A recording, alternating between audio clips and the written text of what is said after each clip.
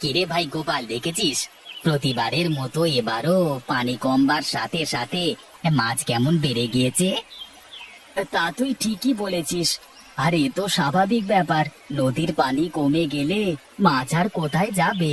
ঘুরে ফিরে তো সেই আমাদের জালেই ধরা পড়বে। তাই তো হয়। পানি কমবার সাথে সাথে বাজারে চিংড়ির যা আমদানি হয়, তাতে করে আর ঠিক দাম তো পাওয়া যায় না। আবার এদিকে একটু গন্ধ বের হলেই সেই মাছ আর কেউ নিতে চায় না। হ্যাঁ রে, এই জন্যই তো প্রতিদিন তাড়াতাড়ি করতে চাই। তারপরে ওই টিনের হাঁড়িতে মাছ রেখে গরম হয়ে তা তাড়াতাড়ি পচে যায়। কি আর করব বল, চেষ্টা তো আর কম করি না না পচবার জন্য। নে নে, এবার তাড়াতাড়ি কর। এই প্রতিদিন এত চিংড়ি ধরেও বাজারে ঠিক দামে বেচতে পারি না। হ্যাঁ রে, এখনই কেমন মম গন্ধ বের হচ্ছে। তাড়াতাড়ি চল, না হলে আর আজকে মাছগুলো বিক্রি করতে পারবো না। দূর দূর, এই হাঁড়িতে রেখে আরো বেশি গরম হয়ে যায় মাছগুলো, তাই তাড়াতাড়ি পচে যাচ্ছে। কিছু করবার নেই রে, হাঁড়িতে ছাড়া আর কোথায় রাখবো? চিংড়ি তো হাতে নিয়ে ঘোরা যাবে না। তাও তো ঠিক কথা। ঠিক আছে, চল তো এভাবে, যা হবার পরে দেখবো নে।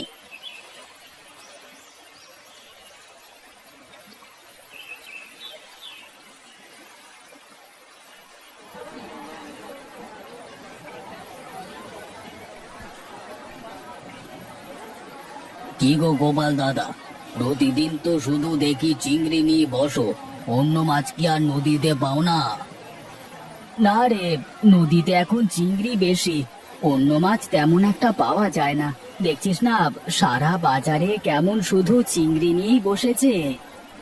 হ্যাঁ গো, তাই তো দেখছি, মনে হচ্ছে পুরো বাজারটাই চিংড়ির বাজার। আরে মানিক, তোকে কি চিংড়ি দেবো? হ্যাঁ গো, বাজার করতেই তো এসেছিলাম। তা তোমার চিংড়ি যদি ভালো হয় তাহলে দাও তো 1 কেজি। হ্যাঁ, কি যে বলিস, আমার চিংড়ি ভালো হবে না মানে? এই বাজারে সব থেকে ভালো চিংড়ি আমাদের কাছেই পাবি। এই নে তোর 1 কেজি চিংড়ি। দে, 100 টাকা দে। আজকে চিংড়ি বেশি বলে তোর কাছ থেকে আর বেশি টাকা চাইলাম না। হ্যাঁ হ্যাঁ, ঠিক আছে, দাও। দেখি তো মাছটা ঠিক আছে কিনা। কি গন্ধ এই মাছে, ছি ছি ছি ছি, নাকি দেওয়া যাচ্ছে না। নাও নাও, তোমার চিংড়ি ফেরত নাও। তোমার এই পচা চিংড়ি আমার লাগবে না, নাও। আরে পাগল, এই হালকা গন্ধে কিছুই হবে না।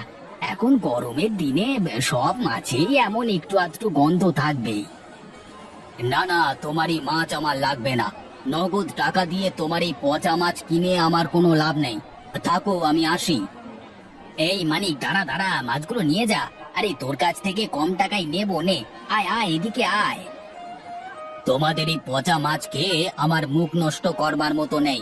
ওগুলো তোমাদের কাছে রেখে দাও, বাড়ি গিয়ে ভুনা করে খেয়ে ফেলো। তো দূর, ঘোড়ার ডিম বিক্রি করছি। চল চল, বাড়িতে চল দেখি।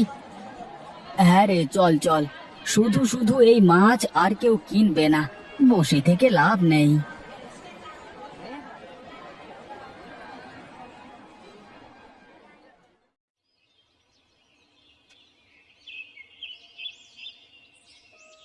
কই গো গিন্নি, কোথায় গেলে?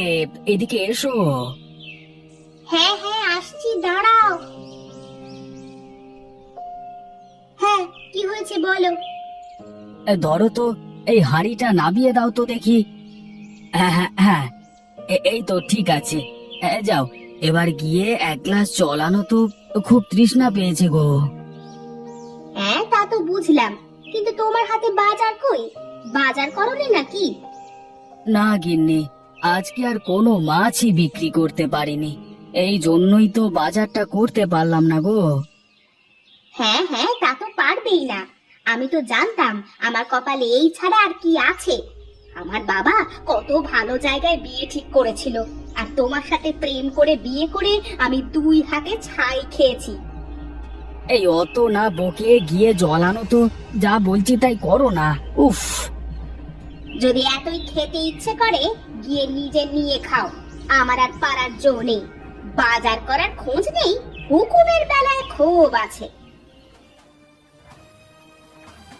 তোমাকে কতবার বলেছি যে এই সব মাছ মারা বাদ দিয়ে অন্য কিছু করো, না হয় চাষবাস করো।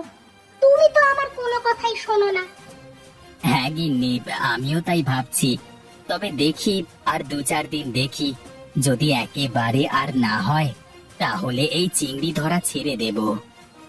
হ্যাঁ হ্যাঁ, তুমি তো প্রতিবার ওই একই কথা বলো, ছেড়ে দেবে বলে আর ছাড়ার কোনো খোঁজই থাকে না। কি করব বলো, আমার বাবা ছিল জেলে, আমি তার সন্তান হয়ে যদি এগুলো ছেড়ে দিই তাহলে কেমন হয় বলো তো?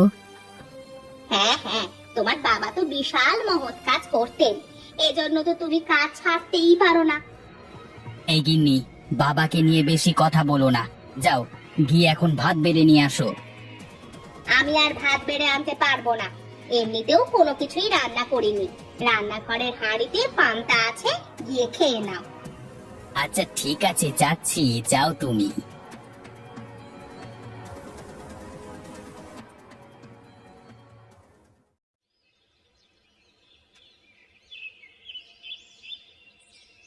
মা মা, এই দেখো কি এনেছি, এই দেখো কতগুলো চিংড়ি।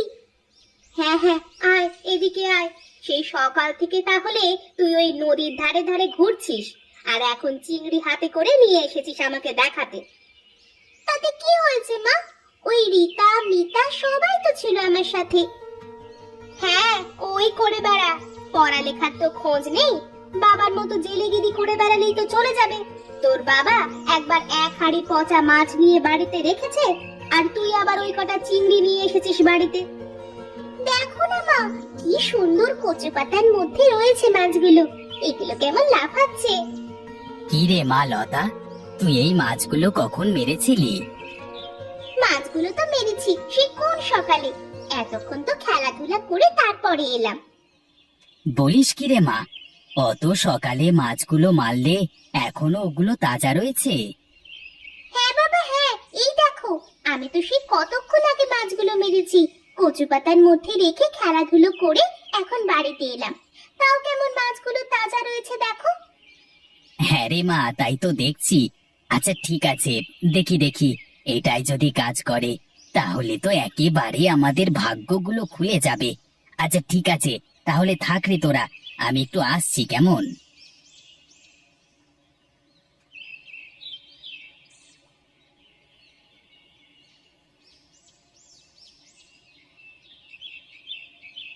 কিরে, এতক্ষণ বাড়িতে কি করছিলি?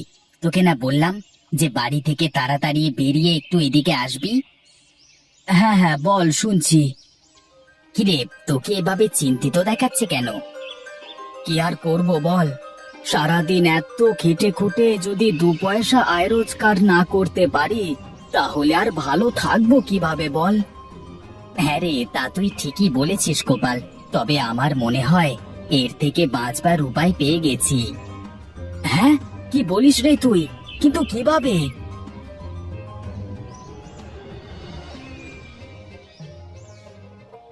বাহ, বেশ ভালোই তো বুদ্ধি তোর মেয়ের। তবে সত্যি সত্যি যদি এটা কাজই করে তাহলে কিন্তু আর আমাদের চিংড়িগুলো পচবে না, কি বলিস? হ্যাঁ হ্যাঁ রে, ঠিকই বলেছিস, এই জন্যই তো তোর কাছে বললাম ব্যাপারটা। হ্যাঁ, এবার শুধু কালকের দিনটা অপেক্ষা করবার পালা। কচু পাতায় যদি সত্যি কাজ করে তাহলে তো আর কথাই নেই। আচ্ছা ঠিক আছে, থাক রে গোপাল, কালকে ভোরে নদীতে দেখা করব, কেমন? আচ্ছা আচ্ছা ঠিক আছে, যা।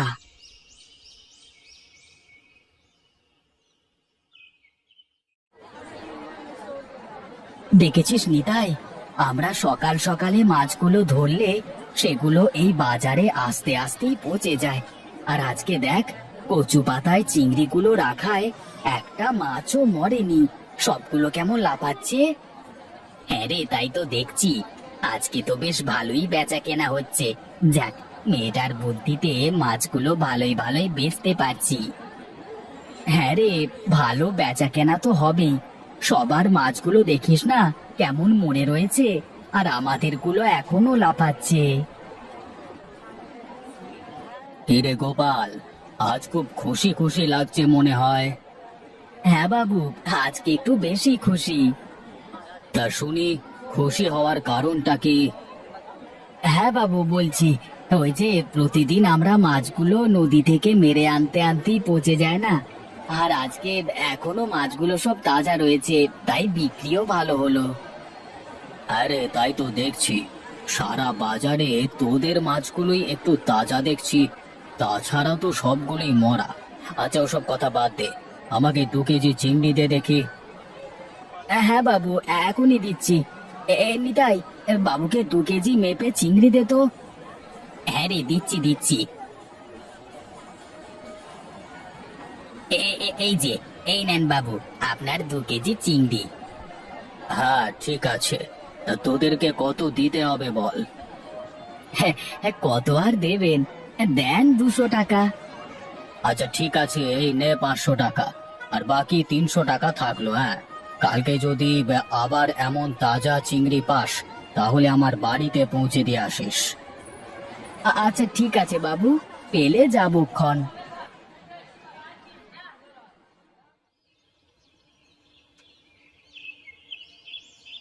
কই গো গিন্নি, কোথায় গেলে? এইদিকে এসো, এই বাজারগুলো একটু নিয়ে রেখে আসো। হ্যাঁ গো, আসছি।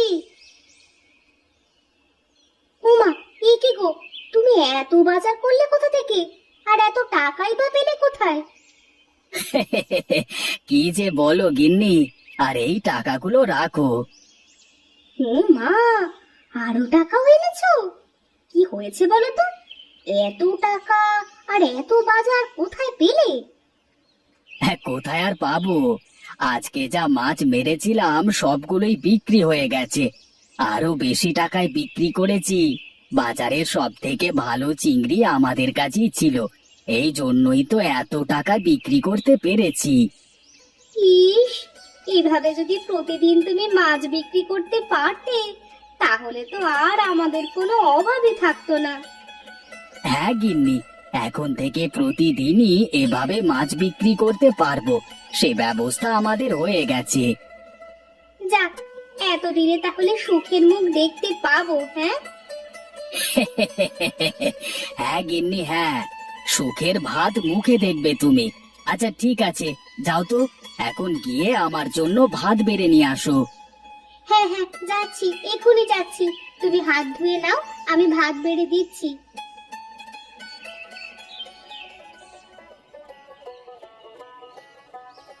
কি গো নিতাইদা, বাড়িতে কি আছো? হ্যাঁ রে, আছি। কেন রে? এই তো নিতাই দাদা, আমি আর কালু। ও তোরা, এটা বল কি মনে করে? বলছি নিতাই দা, তুমি তো জানো যে আমরাও জেলে, তা আমাদের তো জানা দরকার যে তোমরা মাছগুলো কিভাবে তাজা রেখেছিলে আজকে, তাই না? ও এই ব্যাপার, তাহলে তো আমার কাছে আগে বলবি, আমি তাহলে বাজারে থেকেই বলে দিতাম। না না, বাজারের মধ্যে বলা ঠিক নয় ভেবে তোমার বাড়িতেই এলাম। তা বলো না গো, কিভাবে কি করলে? এ আর তেমন কিছুই না রে, শুধু কচু পাতায় মাছগুলো রেখে বাজারে বিক্রি করি। কচু পাতাতে মাছগুলো গরম না হয়ে ভালো থাকবে। আমরা যে হাঁড়িতে চিংড়িগুলো রাখতাম তা তো তাড়াতাড়ি নষ্ট হয়ে যেত। এভাবে করে দেখ, দেখবি মাছগুলো সব ঠিক থাকবে। বাবা বাবা, বেশ ভালো কথাই তো বললে গো দাদা। এবার থেকে মনে হচ্ছে বাজারে কচু পাতার চিংড়ির হাট বসাতে হবে। হ্যাঁ রে, কাল থেকে তাহলে বাজারে সব কচু পাতায় চিংড়ির হাট বসাবি।